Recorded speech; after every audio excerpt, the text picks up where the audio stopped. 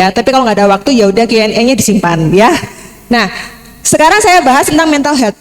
Mungkin ada yang kebayang ya, kenapa mental health? Mental itu yang disebut dengan mental itu apa sih? Nah, saya kasih tahu nih. Jadi yang dikatakan mental itu berkaitan dengan pikiran, emosi atau perasaan, juga perilaku atau tekad, gitu. Ini sama-sama antara di psikologi maupun di dalam firman Tuhan. Jadi pikiran, perasaan juga tekad atau perilaku, bertekad untuk melakukan apa. Nah, coba ya sekarang saya kasih percobaan. Kalian kan pasti ada makanan kesukaan ya. Nah, coba bayangkan makanan itu ada di depan kalian sekarang. Bayangin aja. Bayangin dia dalam porsi yang sangat besar.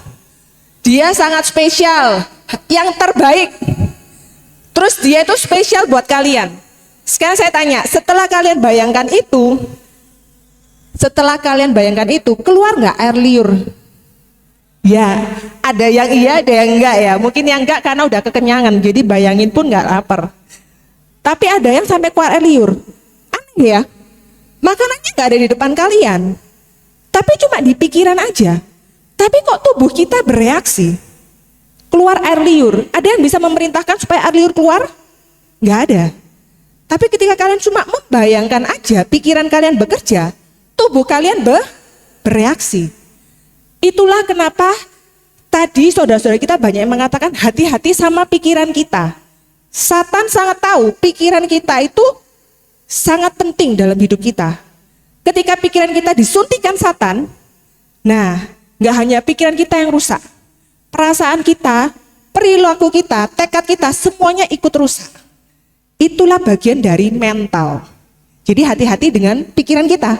Pikiran kita ngayal yang jelek-jelek, reaksi tubuh kita bekerja, walaupun gak ada di depan mata.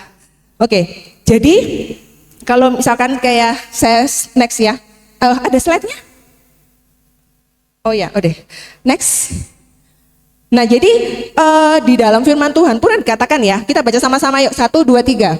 Semoga Allah damai sejahtera menguduskan kamu seluruhnya, dan semoga roh, jiwa, dan tubuhmu terpelihara sempurna. Puji Tuhan, kenapa materi ini dibahas di tema kita ya, The Humanity of Jesus. Karena memang Tuhan kita dalam keinsaniannya itu juga memperhatikan keinsanian kita. Tuhan gak hanya memperhatikan roh kita aja, atau tubuh kita aja, atau jiwa kita, tapi seluruhnya. Bahkan katakan apa? Supaya terpelihara sempurna. Jadi Tuhan tuh sangat memperhatikan roh, jiwa, dan tubuh kita. Kalau kita lihat ya, kita dengerin firman pertama lewat telinga. Itu bagian dari apa? Tubuh. Setelah dari lewat telinga masuk ke mana? Pikiran. Oke, pikiran bagian dari jiwa. Pikiran kita paham, nggak paham, setengah paham ya, itu kan di pikiran ya. Ketika paham, kadang hati kita, perasaan kita terjamah. Ada yang sampai nangis, ada yang terjamah, oke Tuhan. Akhirnya tekadnya pun bekerja. Oke, pulang aku mau baca Alkitab. Nah, kan terjamah. Akhirnya rohnya juga dikuatkan. Dari roh kuat juga bisa menguatkan jiwa kita. Ketika kita lemah ngantuk, oh Tuhan Yesus. Melek ya, walaupun ya ada setengah mati sampai ketiduran ya, saya karena kasihan ya kalian udah lelah, tapi ya puji Tuhan, semangat ya. Nama Tuhan. Dari roh juga bisa menguatkan jiwa kita. Tubuh kita juga bisa dibangkitkan. Jadi tubuh, jiwa, dan roh ini perlu terpelihara sempurna.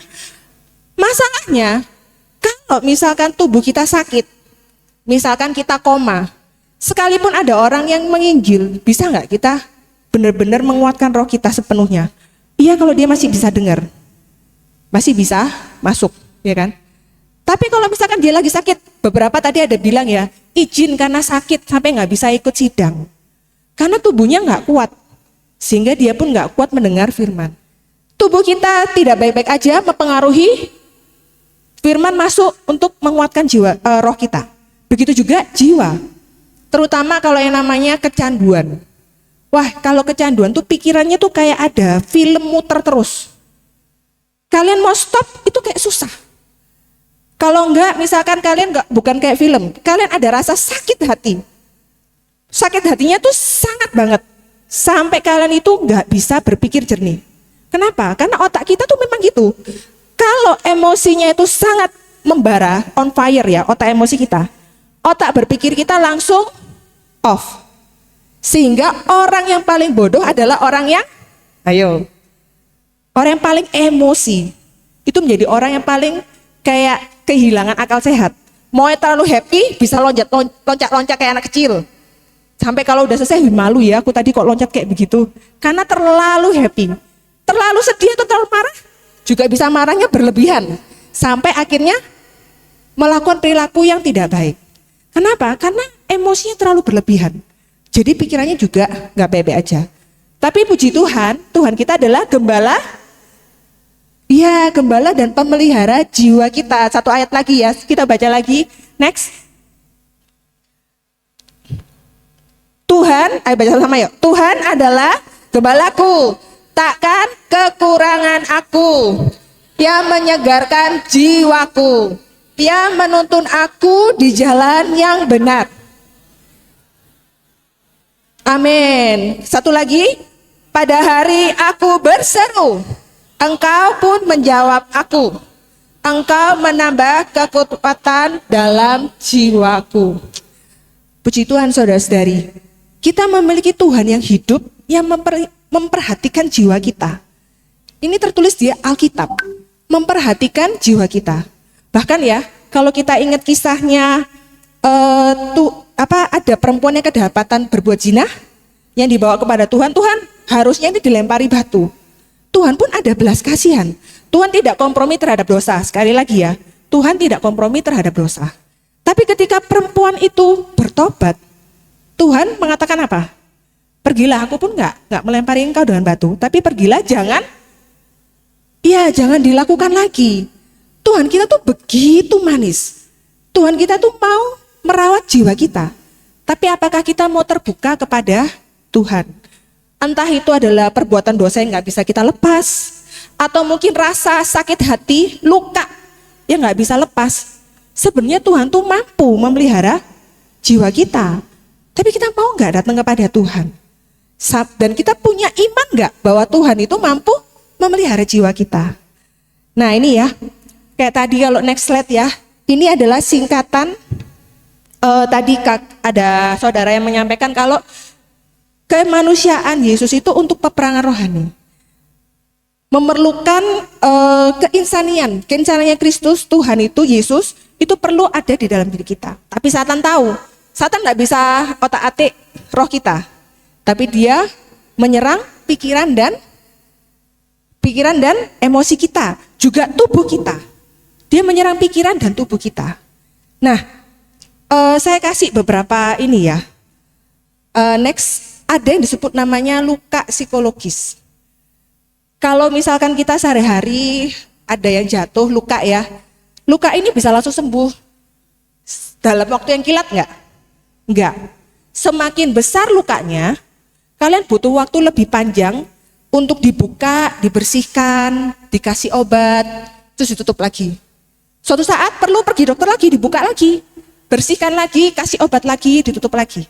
Gitu terus sampai lukanya kering, sembuh. Kalau sudah kering, udah nggak usah ditutup perban.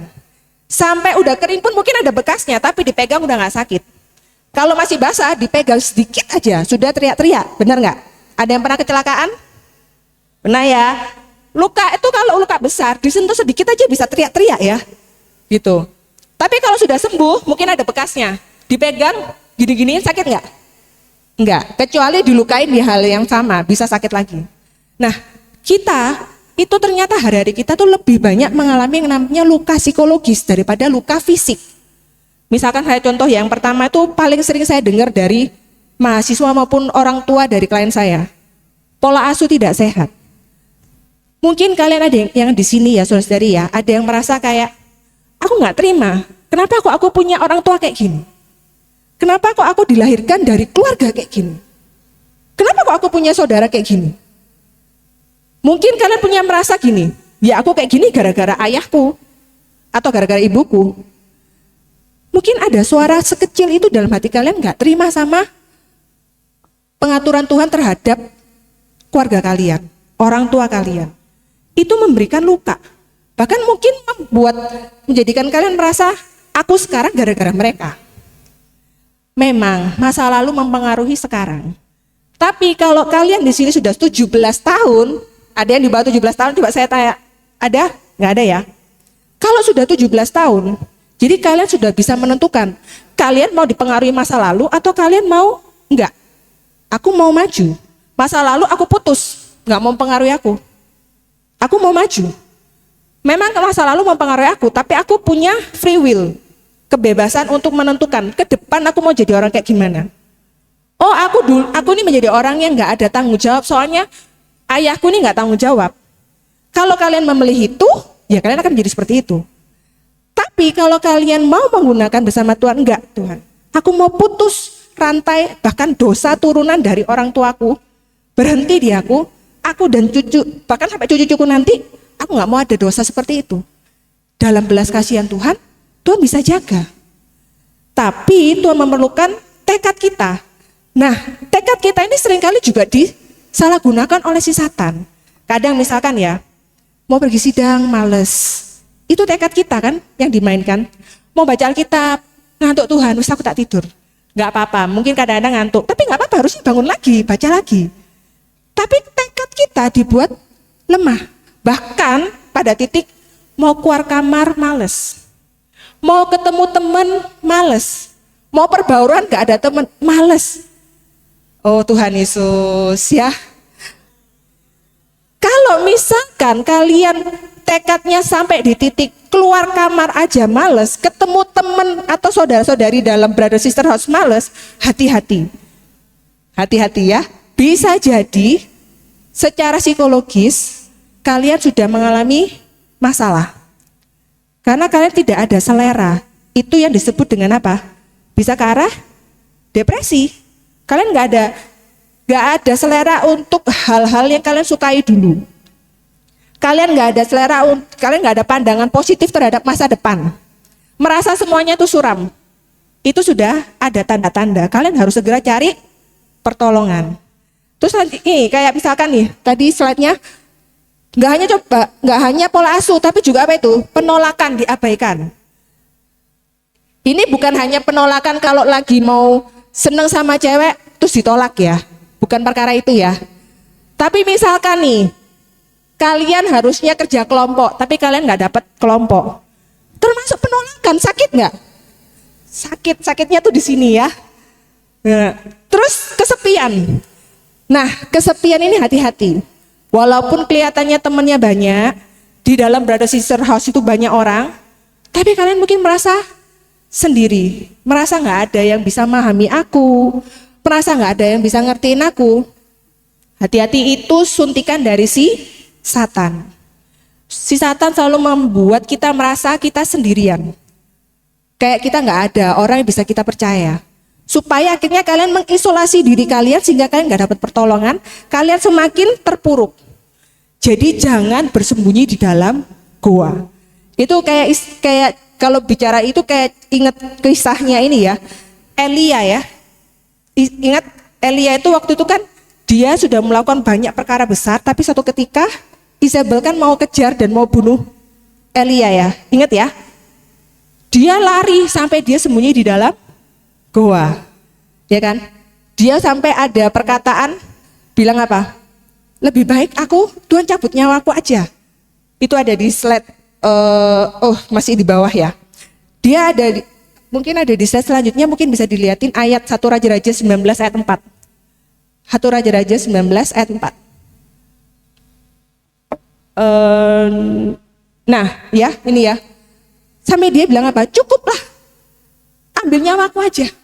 Ya, karena dia merasa sendirian, merasa tidak ada orang lain. Aku dikejar-kejar mau dibunuh gitu. Tapi akhirnya Tuhan kirimin apa? Malaikat. Kasih apa? Kasih makan. Terus dikasih kendi, minum. Makan dulu, minum dulu, tidur. Lihat, Tuhan pun tahu loh, tanda kutip, gimana menenangkan jiwa kita. Karena memang kalau misalkan kalian sedih, luka, stres, kalian kan biasanya lupa makan, lupa tidur gitu ya. nggak bisa tidur. Padahal perkara makan, tidur, dan istirahat itu harus tetap dijaga.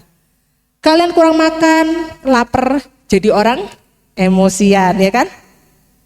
Haus pun juga bisa emosi, apalagi kurang tidur. Nggak cuma bisa emosi, tekanan bisa naik, masalah banyak muncul. Tapi Tuhan tahu gimana menenangkan kita. Tapi selanjutnya di ayat yang 19, baru setelah dia bangun tidur, setelah makan minum, baru Tuhan tanya, kamu ngapain di sini Elia? Ditanyain Tuhan, dikasih pertanyaan, kamu ngapain di sini? Baru kalau kita baca di 1 Raja-Raja 19 ayat 10, Elia curhat, Tuhan, aku udah melakukan banyak loh buat engkau, tapi aku dikejar-kejar. Baru dia curhat. Nah, Tuhan kita juga konselor kita. Pernah nggak kalian ada masalah, kalian doa, curhat sama Tuhan? Pernah, puji Tuhan ya. Kalau saya sering, biasanya saya curhat sama Tuhan di kamar mandi. Iya benar. Lagi mandi saya sambil curhat sama Tuhan. Bahkan kalau nangis tuh di kamar mandi. Tapi puji Tuhan, Tuhan selalu menenangkan saya. Bahkan Tuhan banyak berbicara. Dan Tuhan waktu kayak di ini ya, di Elia, Tuhan kasih ada gempa, ada badai, ada juga api. Tapi Elia tidak menemukan Tuhan di 3 hal besar. Elia baru menemukan Tuhan di yang terakhir, angin sepoi-sepoi. Baru dia menemukan Tuhan di sana. Kadang ya, kita lagi ada perasaan yang gak enak di dalam yang buat kita gak nyaman. Kita datang pada Tuhan, seakan-akan kok Tuhan diem aja. Padahal sebenarnya Tuhan tuh pasti berbicara dengan lembut di dalam kita. Cuman kita mau denger enggak? Dan ketika Tuhan bilang, misalkan nih, kita curhat nih, Tuhan sih loh, buat aku jengkel, gini. Tuhan kasih perasaan, sudah, maafin aja, enak aja maafin. Gak terima sama Tuhan, ya. Kadang Tuhan kasih perasaan, sudah biarin. Mungkin di dalamnya ada perasaan ya, tapi kita seringkali mengabaikan, kita nggak terima. Padahal ketika kita mengikuti Tuhan, perkataan Tuhan di dalam, Tuhan akan berbicara dengan lebih kuat dan lebih menguatkan kita. Bahkan memberikan damai sejahtera di dalam kita. Karena itu, semoga kita menjadi orang yang mau mendengar. Ketika ada situasi apapun, segera datang kepada Tuhan. Nah, balik lagi ya tadi ya, ke luka psikologis tadi ya. Mungkin saya nggak akan bahas semua ya. Saya bahas satu lagi ya. Ini kan ada banyak, salah satunya juga seperti pikiran berulang atau kecanduan. Ini sangat hati-hati ya. Karena saya menemukan banyak sekali yang kecanduan. Kecanduan itu nggak cuma dengan obat terlarang. Kecanduan itu bisa termasuk kecanduan gadget, ya kan? Kecanduan pornografi, kecanduan game, kecanduan apapun itu banyak. Termasuk kecanduan drakor ya. Kalau kalian itu sepertinya nggak bisa stop. Nah ini kan ya. It's okay, apapun itu saya nggak nanya kalian kecanduan apa. Tapi kalau kalian merasa, oh itu aku, hati-hati. Kecanduan ini itu bukan perkara kecil. Saya paling kesulitan jika saya menghandle perkara kecanduan. Kenapa? Karena di titik tertentu, kecanduan ini tidak akan bisa dihandle kecuali dengan bantuan obat. Dan kalian pasti nggak pingin kan ya, harus sampai beli obat. Tapi kalau kalian sudah di titik itu, kalian wajib harus minum obat untuk mengelola otak kalian. Dan itu pun nggak selalu lancar-lancar aja gitu. Jadi kalau kalian punya kecanduan apapun sekarang, kalian harus baik-baik melatih tekad kalian. Benar-benar berdoa di hadapan Tuhan. Saya bisa bersaksi ya. Saya menemukan orang yang kecanduan yang cukup berat. Wah ini kecanduannya cukup berat ya. Untungnya dia nggak sampai minum obat juga. Tapi tekadnya dia bisa benar-benar dilatih. Dia benar-benar, dia tuh kecanduan nonton, bahkan nontonnya enggak gitu ya. Dia langsung memilih aku stop. Dia memilih tidak buka sama sekali, buka YouTube. Itu artinya apa? Karena saya pernah ditanyain gini, gimana ya C ya? Saya ini sudah doa, saya ini kecanduan nonton TikTok. Saya sudah berdoa sama Tuhan. Tapi waktu saya lihat TikTok, saya doa, oh Tuhan Yesus kuatkan aku. Tapi akhirnya saya TikTokan. Saya nanya, yang salah ini Tuhan apa kamu gitu? Kenapa?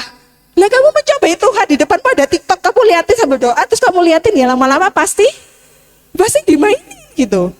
Hapus. Harus dihapus. Nah, ketika kamu hapus, pasti ada perilaku yang kayak, kalau orang kecanduan tuh pasti ada yang kayak ini ya, sakau. Ya tahu sakau? Entah emosi, entah ngerasa, gatel aku, gemes aku pengen buka gitu ya. Bahkan kadang-kadang kalian tuh karena kecanduannya banget ya, mungkin belum kecanduan, tapi sudah ada kebiasaan. Buka handphone tuh tanpa sadar langsung buka aplikasi itu. Tanpa sadar. Padahal, loh kok aku buka ini ya, ditutup lagi. Nggak apa-apa, kalian ingat tutup. Kalau bisa delete langsung. Kenapa? Karena itu salah satu cara buat kalian melatih tekad kalian untuk stop. Jangan ditunggu sampai parah. Karena otak kalian bisa rusak sampai 40%. Itu sudah terbukti ya. Jadi lebih baik sekarang kecanduan apapun belajarlah untuk stop. Beda dengan ini, aku pakai gadget ini untuk kerja. Otomatis ya ada kali kalian buka, ada kali kalian tutup. Itu nggak apa-apa. Tapi kalau untuk hiburan dan kalian nggak bisa stop, kalian harus stop. Karena pasti akan mempengaruhi lingkungan kalian, pertemanan kalian malas keluar dan sebagainya, kemana-mana. Dan mungkin kalian merasa, oh aku aman. Aku nggak ada kecanduan apapun, aku bisa handle semuanya. Good. Tapi kalian harus buka mata di sekeliling kalian. Teman-teman kalian itu mungkin ada. Kalian perlu memiliki keinsanian Yesus, memperhatikan dan mengembalakan mereka. Belajar mendoakan mereka, ngajak mereka ngobrol. Kalau bisa doa gimana cara ngingetin dia ya, supaya dia bisa stop. Itu ya. Nah, next. Saya kurang waktu berapa menit ya? Oke. Nah, ketika kalian di dalam hidup ini kalian pasti ada ngalami yang namanya situasi nggak enak, stres. Tapi ya ini mungkin kalian sudah tahu banyak ya, stres itu sebenarnya nggak selalu negatif. Ada distress dan eustress, ya kan? Tapi kalau misalkan kita lihat, ketika kita ini nggak ada stres apapun, kita akan menjadi orang yang tertidur di bawah sendiri, di bawah sini ya. Nah, tapi kalau kalian ada stres dan kalian bisa memanage itu, stres itu akan membuat kalian kapasitasnya diperbesar. Makanya kenapa kok setiap kalian mau naik level pendidikan harus ada ujian. Setelah itu kalian baru naik level lagi ya. Itu memperbesar kapasitas kalian. Nah, kalian bisa mengalami itu sebagai eustress apa distress tergantung cara kalian memandang perkara itu. Kayak contohnya ini ya. Oh nggak kelihatan. Itu ada lebah. Kalau yang perempuan lihat lebahnya happy, dia pikirannya apa? Lebah sama dengan madu. Jadi dia akan bersuka cita, wah ini bahkan ini bisa dijual nih gitu ya kan. Dia bahkan bisa bersyukur ada lebah di rumahnya.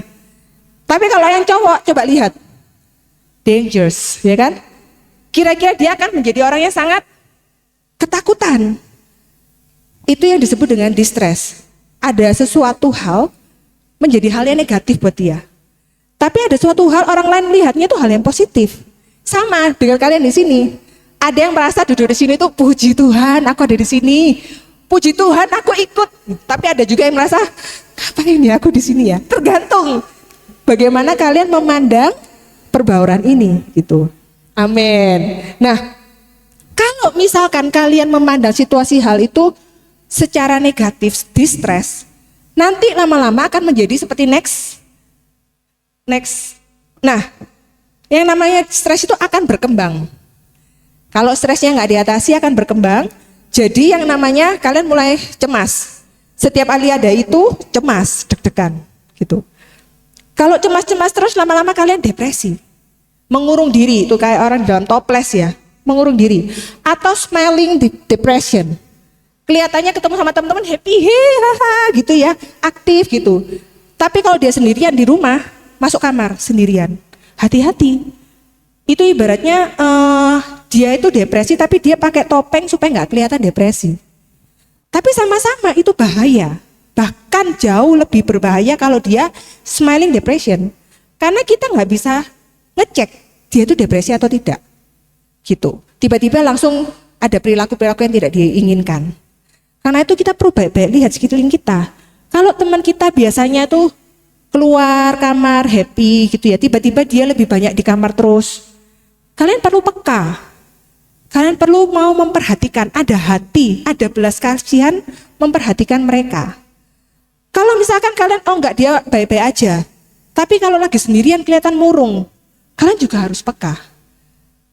Nah, kalau enggak, berkembang lagi, mulai muncullah namanya ilusi, delusi, waham, halusinasi, ya, macam-macam. Itu ibaratnya kayak contohnya, harusnya enggak ada apa-apa gitu ya, tiba-tiba dia ngerasa, aduh kok kelihatan ada hitam-hitam ya di situ ya. Nah itu udah mulai tuh halusinasi ya. Jangan takut gitu ya. Itu bagian dari halusinasi. Lama-lama kalau udah begitu jadi kegangguan mental. Kalau sudah seperti itu mau nggak mau segera cari bantuan. Bahkan bisa ke self harm atau suicide. Nah karena itu kita perlu menyadari bahwa Satan ini tahu kelemahan orang muda. Yaitu apa? Serang aja pikirannya. Kita next ya. Ini ada penelitian yang dilakukan yang dicari saudara kita ya, kesehatan mental pemuda Indonesia. Angkanya sangat tinggi loh. Kalau banyak mengalami gangguan klinis dan risikonya usia 15 sampai 24 tahun.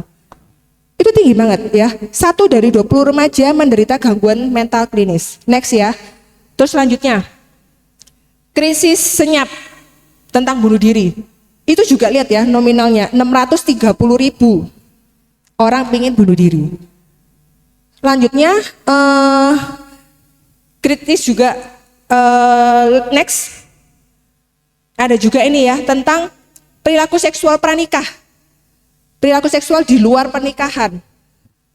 Itu juga cukup tinggi, banyak sekali. Semakin nggak ada batasan, semakin tidak ada kehormatan terhadap kekudusan tubuh.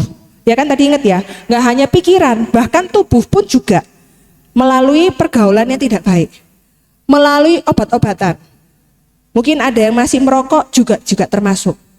Tubuh kita kalau rusak, misalkan saya ambil contoh ya, mungkin kalian ada merasa oh enggak sesekali aja, tapi itu bisa dampak ke kalau perempuan ke kandungan. Nanti punya keturunannya seperti apa? Padahal Tuhan butuh keturunan-keturunan yang ilahi, yang sehat. Kalian pun juga. Jadi pikiran dan juga tubuh. Karena itu next lagi. Karena waktu ya. Ini LGBT juga ya, banyak yang merasa LGBT. Next. Karena itu ya. Karena kita sudah tahu pikiran kita ini sangat mudah diserang Satan. Kita baca sama-sama, dan terimalah ketopong keselamatan dan pedang roh, yaitu firman Allah dalam segala doa dan permohonan. Amin. Kita perlu diperbarui dari hari ke hari pikiran kita melalui firman Tuhan, melalui mendengarkan firman Tuhan, melalui kalian kalau misalkan ada masalah kalian perlu cerita kepada orang yang kalian percaya, nggak hanya kepada teman sebaya, kurang. Kalian harus menemukan orang yang lebih matang dalam hayat yang bisa kalian percayai. Wajib ada setidaknya 1 yang kalian bisa ceritakan apapun kepada orang tersebut. Saya pun ada. Saya ada kakak gembala juga. Kalau ada masalah, saya cerita. Punya 2. Kenapa? Kalian ketika ada masalah, kalian perlu ada sosok yang bisa menguatkan kalian secara kerohanian. Saya pun pernah loh yang mengalami kayak traumatik ya. Saya juga pernah. Tapi apa yang saya lakukan? Kalau misalkan traumatik ya, misalkan nih kalian traumatik terhadap suatu gedung, kalian cuma lewat depannya gedung aja, kalian bisa kayak nyesek di datang kayak gitu. Itu bagian dari sakit hati. Nah, kalian perlu baik-baik datang kepada Tuhan. Kalau saya yang waktu itu adalah saya punya kidung, saya dengerin. Ketika saya mulai ke-trigger situasi yang membuat saya perasaan saya nggak enak, keinget masa lalu, saya langsung dengerin kidung itu. Saya dengerin, saya doa bacakan. Tuhan kuatin. Bahkan sampai saya merasakan bahwa Tuhan saya itu Tuhan yang begitu baik. Gitu. Mungkin kalian merasakan situasi yang gak enak, kalian menyalahpahami Tuhan, merasa, Tuhan kenapa kok aku? Sampai di titik kalian bisa merasakan Tuhan, puji Tuhan. Karena Tuhan mau memproses aku karena perkara ini dan aku bisa melampauinya. Bahkan saya juga sampai merasa ya, Saya seringkali Tuhan aturkan situasi, nggak lama saya dapat klien yang kasusnya sama kayak saya. Akhirnya saya lebih bisa punya keinsanian lebih tinggi. Saya lebih punya empati terhadap mereka. Next. Karena itu, next. Nah ini ya. Stop berharap bebas masalah, hidup lancar-lancar aja. Itu cuman ada di dunia dongeng. Atau di drakor mungkin juga ada masalah ya. Walaupun seringkali mungkin ada happy endingnya ya. Tapi kita perlu belajar menghadapi stres dan mengatasi stres kita. Bukannya merasa kayak ya, Tuhan buat masalahku semakin kecil, buat tugasku semakin sedikit, buat dosenku semakin baik. Enggak. Doanya kita adalah, Tuhan perbesar kapasitasku. Tuhan bahwa aku mulai perkara ini, aku semakin dewasa, aku semakin matang di dalam hayat. Sehingga perkara yang besar itu sebenarnya sama. Tapi karena kapasitas kita diperbesar, masalah itu jadi kelihatan kecil. Bahkan saya juga seringkali kalau saya naik pesawat terbang ya, saya selalu ingat, kita tuh kayak orang, kalau kita lagi hidup di dalam Tuhan, kita tuh kayak orang yang naik pesawat terbang, diajak terbang. Masalah yang kelihatannya besar, kalau kita naik pesawat terbang, bangunan tuh kelihatan kecil gitu. Dan kita hanya bersandar pada Tuhan, masalah itu kelihatan kecil. Oke, next. Ini tadi ya, next lagi. Karena itu ya, kalau misalkan kalian saat ini ada perasaan gak enak ya, ada hal-hal apapun yang disuntikan Satan kepada diri kalian, kalian perlu baik-baik belajar terbuka kepada Tuhan. Kalian belajar berdoa kepada Tuhan, seperti Elia, ceritain kepada Tuhan, dan belajar mendengar Tuhan. Kalau nggak cukup, kalian merasa aku nggak bisa dengar, aku lagi budak sama Tuhan, ya segera cari kakak-kakak gembala yang kalian percayai, kalian ceritain, minta didoain.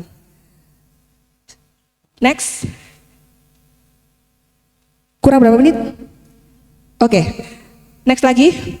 Jadi kalian belajar terima ya, belajar terima, belajar Tuhan, aku belajar menerima. Kalau di psikologi kata-katanya itu acceptance. Tapi kalau di Alkitab itu apa? Kita belajar menerima, dan semuanya itu adalah pengaturan Tuhan, tangan kedaulatan Tuhan. Dan Tuhan mengatur kita itu, kalau Roma 8 ayat 28 mengatakan apa? Segala perkara untuk mendatangkan kebaikan. Tapi bagi mereka yang mengasihi Tuhan, jangan ketinggalan belakangnya ya. Bagi mereka yang mengasihi Tuhan. Kalian harus bisa membedakan mana yang di dalam kendali dan mana yang di luar kendali. Kalau kalian masih ada pikiran nih ya, Tuhan gimana caranya buat ayahku jadi lemah lembut, sebaiknya kalian tidak doa seperti itu ya. Kalian tidak perlu doa ingin mengubah orang lain, apalagi orang tua kita, itu tidak seharusnya kita lakukan. Tapi sebaiknya kita lebih pada doa ke diri kita, tekad kita, emosi kita, pikiran kita. Tuhan jaga pikiranku tidak negatif. Tuhan bawa pikiranku bisa melihat apa perkara baik dari perkara ini, sehingga aku bisa ada ucapan syukur. Tuhan buat hatiku damai sejahtera walaupun situasinya sedang tidak enak. Ini bukan perkara yang mudah memang. Saya ceritainnya gampang, jelasinnya gampang. Tapi perkara ini gak gampang untuk dialami. Karena itu puji Tuhan, ada Tuhan yang punya keinsanian yang tertinggi. Kalau tadi dikatakan apa? Jalan yang paling mudah ya. Paling mudah adalah yang paling singkat, seru nama Tuhan. Memanggil nama Tuhan itu bukan sekedar praktek luaran ya. Yang hanya, oh Tuhan Yesus, selesai. Bukan jimat. Tapi mengambil berseru kepada nama Tuhan itu kalian seperti menghirup Tuhan. Membiarkan Tuhan itu memenuhi kalian gitu. Oh Tuhan Yesus. Ya, kadang-kadang saya kalau misalkan menyuruh nama Tuhan boleh sampai desperate. Oh Tuhan Yesus. Tuhan, tolong aku. Kalian boleh sampai dari lubuk hati kalian paling dalam. Sampai benar-benar merasakan Tuhan itu seperti memeluk kalian. Semoga itu bisa menjadi pengalaman kalian ya. Kadang situasi banyak hal itu di luar kendali kita. Tapi kita pinginnya itu semua di dalam kendali. Pinginnya semuanya lancar, pinginnya semuanya baik. Tapi enggak gampang. dan tidak bisa. Tapi yang di dalam kendali kita adalah pikiran kita, perasaan kita, perilaku kita. Itu pun tidak gampang, karena ada ego. Karena itu perlu datang kepada Tuhan. Lalu yang selanjutnya, tidak hanya belajar menerima atau belajar mengampuni ya. Saya bilang mengampuni bukan memaafkan. Karena memaafkan itu sekedar ya udah maafin. Mengampuni itu lebih lagi. Saya seringkali dengar ya orang itu kalau datang ke saya bilang saya nggak akan mengampuni dia sampai mati. Biar dia tahu. Mungkin sering dengar kata-kata itu ya. Seolah-olah merasa kalau saya memaafkan dia, wah kok enak dia. Udah nyakitin saya maafin gitu aja. Ingat saudara-saudari, ketika kita mengampuni seseorang, sebenarnya kita sendiri yang ditolong. Karena ketika kita benci terhadap seseorang, menyimpan dendam terhadap seseorang, itu kayak ada celurit di punggung kita. Kemana-mana mbak, celurit nempel di punggung kita. Sakitnya itu terus ada. Tapi ketika belajar mengampuni, bahkan belajar mendoakan, bukan mendoakannya yang mendatangkan malapetaka kepada orang itu ya. Tuhan buat dia dapat bencana, bukan ya. Tapi berdoa dengan pure Tuhan. Dia adalah orang yang mengasihi Tuhan, atau Tuhan dia tidak tahu apa yang dia perbuat. Belajar mendoakan secara tulus. Kalian yang bisa dilembutkan hatinya dan dilepaskan dari perkara itu. Beneran, kalian boleh coba. Supaya kalian bisa ada perasaannya lebih lega. Lalu juga lakukan, ekspresikan emosi secara aman. Kenapa secara aman? Boleh nggak kita marah? Masa boleh? Boleh. Boleh nggak kita merasa sakit hati? Boleh nggak kita merasa jengkel? Apalagi happy, boleh ya? Boleh. Ya, emosi apapun tuh normal ya, kita boleh rasain. Tapi ekspresinya yang perlu kita perhatikan. Kalau ekspresinya itu ada yang aman, ada yang nggak aman. Kayak contohnya ya, saya kasih beberapa contoh ekspresi emosi yang aman. Next. Misalkan nih kayak olahraga, lagi marah sama orang, ada nih klien saya kalau lagi marah sama pasangannya, dia lari ke lapangan. Karena kalau marah itu kan ada energi yang di dalam ya. Dia keluarin energi dengan lari gitu. Boleh gitu. Mungkin ada yang dengerin lagu, ada yang coret-coret. Kalau saya dulu coret-coret. Kan maki-maki suami nggak boleh ya. Nah, jadi nanti malah muncul perang dunia berikutnya. Jadi saya kadang-kadang mangkelnya itu coret-coret di kertas. Setelah itu saya buang. Ya, nah itu boleh. Atau mungkin nangis. Laki-laki boleh nangis nggak? Enggak, boleh. Boleh lah nangis ya. Pokoknya jangan nangis seharian. Atau nangisnya di depan orang banyak. Kalau bisa ya di belakang ya. Beneran ya, karena saya dulu pernah praktek di Menur, di rumah sakit jiwa. Klien saya laki-laki, dia nggak pernah nangis seumur hidup, karena nggak boleh nangis. Akhirnya gitu, di rumah sakit jiwa, ditekan terus gitu ya. Dan dia kebetulan tidak percaya Tuhan juga. Nah, nggak apa-apa nangis, tapi bukannya nangis-nangis terus. Mau cerita ke orang, konseling juga boleh. Kadang kalian cerita, orangnya belum ngomong apa-apa, kalian sudah nemuin solusi sendiri. Bisa jadi terjadi seperti itu. Tapi yang tersingkat adalah seru nama Tuhan. Oh, Tuhan Yesus ya. Saya kalau lihat anak-anak saya nakal ya, daripada saya teriakin, membuat luka batin buat anak saya. Oh, Tuhan Yesus. Sampai anak saya yang besar bilang, kenapa Mama marah ya? Nyadar dia gitu. Iya, Mama marah. Dia ikut, oh Tuhan Yesus gitu. Ya, beneran. Tapi beneran itu membuat saya lega. Beneran. Jadi, menyuruh nama Tuhan itu is okay. Kalian dalam situasi apapun, kalian seru nama Tuhan. Itu sangat menolong kita semua ya. Oke, next. Nah ini, lalu yang ketiga, rohnya dihidupkan. Nah, ini kayak kemarin ya. Perkara rohani itu bukan perkara ritual. Saya ada beberapa penelitian. Next. Ini penelitian terhadap orang waktu itu ada lansia, diteliti. Lansianya itu punya tekanan darah tinggi. Jadi dibedakan. Ini yang kerohaniannya cuma hari Minggu aja. Yang satunya ini dia menjadikan kerohanian itu sebagai hari-harinya dia. lalu dikasih perlakuan yang bisa meningkatkan tekanan darah tingginya. Ternyata waktu dicek, yang sekedar berhari minggu aja, pokoknya ya wis Kristen KTP lah orang kalau bilang ya, tekanan darahnya langsung naik. Tapi yang menjadikan kerohaniannya adalah hidupnya, itu ternyata tidak mengalami peningkatan tekanan darah. Padahal sama-sama tekanan darah tinggi. Ini hebat banget loh, sampai yang peneliti itu bingung. Kok bisa ya? Karena kan tidak ada yang bisa mengendalikan tekanan darah ya. Sama kayak tadi ya, mengendalikan air liur kan kita nggak bisa. Tapi ketika kita punya iman yang bukan sekedar iman di luaran, tapi benar-benar menjadikan Tuhan itu menjadi hari-hari kita, itu bahkan terhadap kondisi fisik kita pun bisa terpengaruh. Ada next lagi ya, penelitian berikutnya. Ini penelitian terhadap hal-hal yang mereka yang mengalami depresi. Ternyata mereka yang kerohaniannya itu mendalam, dia menjadikan itu hari-harinya, lebih tidak rentan terhadap depresi. Bukan berarti nggak bisa. Mungkin ada hal, situasi yang sangat menekan begitu hebat, luar biasa, dia mengalami depresi. Tapi itu sangat minim. Gitu. Next, ada lagi, satu lagi, ini terjadi di satu tempat yang sedang ada terorisme. Jadi bisa suatu hari itu ada pesawat tuh nurunin bom di atas. Jadi suatu waktu bisa kena.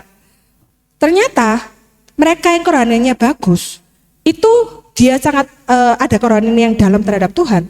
Ternyata dia lebih tidak rentan terhadap stres. Dia lebih baik-baik saja. Bahkan dia percaya ada perlindungan Tuhan. Jadi perkara kerohanian itu benar-benar berdampak terhadap psikologis kita. Bahkan terhadap fisik kita. Tekanan darah kita. Tubuh kita gitu ya. Karena itu perkara rohani bukan perkara yang bisa kita remehkan. Ya udah asal baca selesai. Asal centang selesai. Enggak, harus benar-benar mau dapatkan diri Tuhan. Tapi ya balik lagi, perkara-perkara ini kita ini adalah orang yang lemah. Enggak bisa mau memaafkan, iya Ci aku tahu aku harus maafin orang tuaku, tapi enggak bisa. Jengkelnya tuh masih ada di dalam. Iya aku tahu, aku harusnya begini, aku harusnya rajin, aku harusnya begitu. Tapi aku enggak mampu. Puji Tuhan ya, ada keinsanian Yesus yang memperhatikan jiwa kita. Kita baca ya ayat terakhir, kita baca sama-sama. Siapa saja yang memakan aku akan hidup oleh aku. Bawahnya, segala perkara yang memberi kekuatan kepadaku. Puji Tuhan, ini ayat yang sangat menguatkan saya. Kalau udah mulai lemah, boleh doa bacain, Tuhan, aku mau memakan dirimu. Sehingga engkau apa adanya dirimu menjadi apa adanya diriku.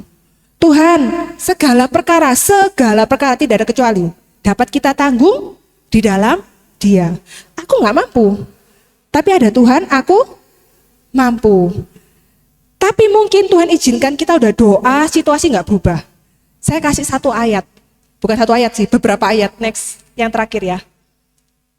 Ini kisahnya tentang Paulus. Next. Oh habis ya? Nggak ada ya? Oke. Jadi cerita tentang Paulus. Paulus mengatakan apa? Waktu ada satu duri, dia sudah berdoa 3 kali berseru. Tapi Tuhan izinkan itu tetap ada. Tuhan bilang apa? Cukuplah kasih karuniaku bagimu. Sebab justru dalam kelemahanlah kuasaku menjadi sempurna.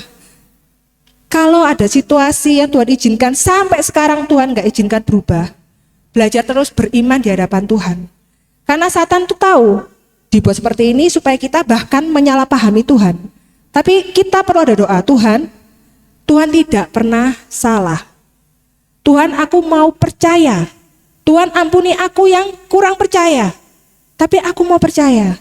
Tuhan kuatkan aku. Ya, puji Tuhan, Tuhan kita adalah Tuhan yang memelihara jiwa kita. Dan kita perlu belajar, kalau Tuhan sudah memelihara jiwa kita, kita juga perlu belajar apa?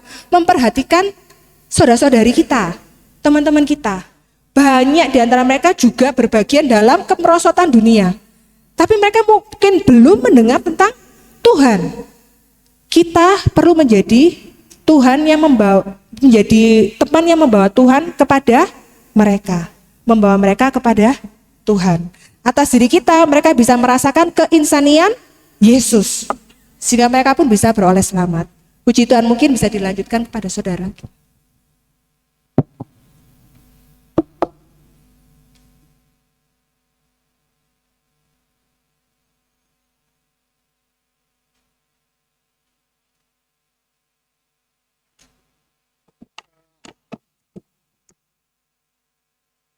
Baik, saudari, mungkin saya simpulkan singkat saja, saudari. Saya ingin menutup dengan sebuah analogi, saudari. Semoga bisa membantu kita untuk memasuki betapa pentingnya saudari. Saudari, peperangan rohani ini, saudari, seperti demikian ya, saudari ya. Saudari, Tuhan sudah memberikan Anda senjata paling canggih yang bisa diberikan Tuhan. Dalam konteks berita ini adalah kuasa Tuhan. Amen. Oke. Saudari, Satan tahu satu hal. Yang pertama adalah dia tidak bisa menyerang Allah yang memberikan kuasa itu. Yang kedua, dia juga tidak bisa menyerang senjata itu. Right? Nah, saudari, lalu apa yang dikerjakan oleh Satan? Saudari, senjata ini hanya bisa dioperasikan dengan satu sidik jari. Anda tahu sidik jarinya apa? Senjata ini hanya bisa digunakan dengan satu kode sidik jari. Sidik jari ini adalah keinsanian Kristus. Saudari, dia tidak bisa menyerang Allah, dia tidak bisa menyerang kuasa itu, saudari, tapi dia satu hal, dia tahu, saudari, dia akan menyerang siapa? Manusia. Dia akan menyerang kita. Amen, saudari. Dan saudari, semoga Anda terkesan dengan statistik tadi, meskipun statistik itu tadi lewat cepat ya, saudari ya. Nah, apa yang akan dia lakukan? Nomor satu, saudari ya, dia akan, nomor satu apa? Masih ingat ada 3 hal yang dilakukan oleh Satan? Ya? Oke. Nomor satu, saudari, apa yang dia lakukan? Dia akan merusak pikiran orang yang punya sidik jari ini. Benar? Anda akan dirusak pikirannya oleh dia. Saudari, gimana Anda bisa, saudari, apa yang iblis lakukan adalah dia akan merusak pikiran Anda, memberikan konsep dan mentalitas yang jahat. Sehingga apa, saudari? Sehingga Anda, saudari, tidak bisa mengalahkan dia. Yang kedua, saudari, dia akan mencemari tangan Anda. Mencemari tangan Anda dengan apa? Saudari, di sana adalah dengan fornikasi atau perilaku seksual di luar nikah. Saudari, yang pertama dia akan merusak pikiran Anda. Kedua, saudari, dia akan mencemari tangan Anda. Dengan apa, saudari? Dengan perilaku seksual di luar nikah. Angkanya gede sekali. 74% laki-laki di Indonesia. Dan 59% perempuan di Indonesia. Pemuda. Saudari, itu adalah pemuda. Satan tahu, saudari, kalau dia harus serang, maka dia akan menyerang orang muda. Saudari, bukan hanya dia merusak pikiran, keinginan untuk bunuh diri, saudari, kerusakan mental, kesehatan mental. Saudari, dia juga akan saudari, membuat kita, tubuh kita, saudari, tidak kudus, tidak terhormat. Saudari, Karena itu saudari, ya kan, kita perlu melihat ini saudari ya.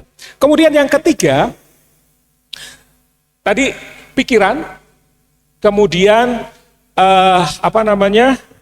tubuh, saudari, dan yang keempat, apa yang akan dia lakukan adalah, saudari, dia akan membunuh Anda. Saudari, dari mana keinginan seorang manusia itu bunuh diri? Oh saudari, kalau kita bunuh diri, maka yang terjadi apa? Tuhan tidak bisa menggunakan kita. Saudari, Tuhan akan kehilangan sangat besar kalau dia kehilangan Anda. Benar nggak saudari? Jadi saudari, peperangan rohani ini adalah bicara tentang memelihara siapa saudari? Memelihara Anda. Amen saudari? Oh saudari, peperangan rohani ini secara singkat adalah bicara mengenai memelihara orang yang memegang senjata paling canggih ini. Saudari, karena itu saudari, Anda perlu memperhatikan diri Anda. Amen. Nomor satu, perhatikanlah diri Anda. Amen. Jangan saudari menyanyiakan Anda sendiri. Benar nggak saudari ya? Nah saudari, apa yang harus Anda lakukan? Nomor satu, saudari, nomor satu ya. Hal yang pertama adalah memelihara roh Anda. Amen saudari. Memelihara dari apa? Ya, memelihara roh saudari ya. Tapi memelihara dari apa saudari? Memelihara dari kematian. Saudari, roh Anda gak boleh mati. Roh Anda harus hidup. Oh saudari, Anda tahu saudari, kematian itu lebih jahat daripada dosa. Lebih jahat daripada dosa. Saudari, Anda berdosa, Anda minta ampun sama Tuhan, segera Anda diampuni. Tetapi kematian di dalam pandangan Tuhan, saudari, bahkan di dalam Alkitab perlu, saudari, dia akan tahir dari kematian itu menunggu sampai malam. Ada lagi yang menunggu sampai seminggu baru dia tahir. Saudari, tahukah Anda? Anda harus menjadi orang-orang muda yang mengusung kematian dari diri Anda. Saudari, roh Anda harus dihidupkan. Bagaimana caranya saudari? Nomor satu, saudari, Anda harus menjaga hati nurani Anda baik. Saudari, ketika ada pelanggaran, oh saudari, Anda harus datang kepada Tuhan. Saudari, membersihkannya dengan darah Kristus yang tersedia bagi Anda. Saudari, Anda akan punya hati nurani yang baik. Kemudian yang kedua, saudari, Anda perlu mempunyai hati nurani yang murni. Apa artinya saudari? Saudari, hati nurani tidak cukup baik. Kalau kita maju lagi, saudari, kita perlu hati nurani yang murni. Apa artinya murni saudari? Murni artinya mutlak buat Tuhan. Saudari, ketika kita tidak mutlak buat Tuhan, cukup untuk membuat roh kita lembab. Saudari, karena itu kita perlu keinsanian Tuhan. Amen saudari? Oh saudari, yang mutlak buat Tuhan. Kemudian yang kedua, saudari perlu memelihara, menjaga pikiran Anda. Saudari, dalam konteks ini adalah, saudari, Anda perlu pikiran yang digarami. Apa pikiran yang digarami? Digarami artinya, saudari, pikiran yang menolak kebusukan ragi. Anda akan menolak pikiran yang jahat, dosa. Oh saudari, pikiran kita penuh hal yang demikian. Saudari, kita perlu salib Kristus. Saudari, kita perlu punya pikiran yang digarami. Menolak, apa saudari? Menolak ragi. Dan yang kedua adalah menolak madu. Amen saudari? Menolak madu adalah menolak, apa saudari? Oh, mengasihi diri sendiri. Kasih yang alamiah, sentimental. Saudari, Anda perlu memiliki pikiran yang demikian. Kemudian, saudari, haleluya, perlu memelihara apa saudari? tubuh kita. Saudari, pelihara tubuh Anda. Dengan apa, saudari? Menguduskan tubuh kita. Saudari, hari ini kita adalah bejana yang terhormat. Kalau kita hari ini bejana yang terhormat, kelak kita akan menjadi bejana kemuliaan. Saudari, kita perlu memelihara tubuh kita. Saudari, Anda tahu, fornikasi itu adalah dehumanisasi. Membuat Anda tidak kudus, terpisah dari Allah. Saudari, Anda sulit dipakai oleh Allah. Saudari, dosa yang paling merusak di pandang Allah adalah seksual di luar nikah. Saudari, bukan hanya menghancurkan diri Anda, saudari, tetapi juga menghancurkan orang lain.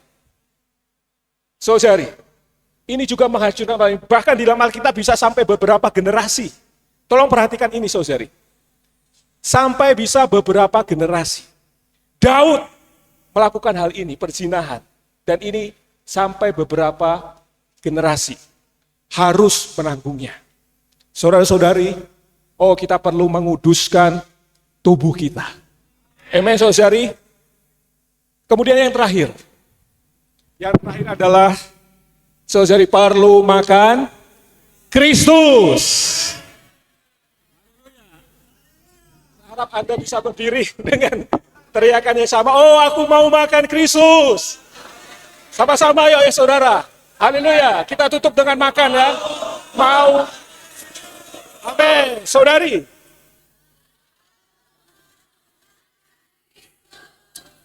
Amin. Oke, baik saudari. Semoga Tuhan memberkati kita. Kita memelihara tubuh kita, memelihara diri kita. Kemudian jangan lupa, saudari, Anda akan terpelihara di dalam penghidupan gereja. Saudari, di sini hanya ada berapa? 455 orang ya? 400 berapa? 420. Banyak teman Anda yang dirusak oleh Satan. Saudara, Anda perlu memberitakan Injil. Amin. Semoga kita menerima beban ini. Amin. Haleluya. Selesai ya.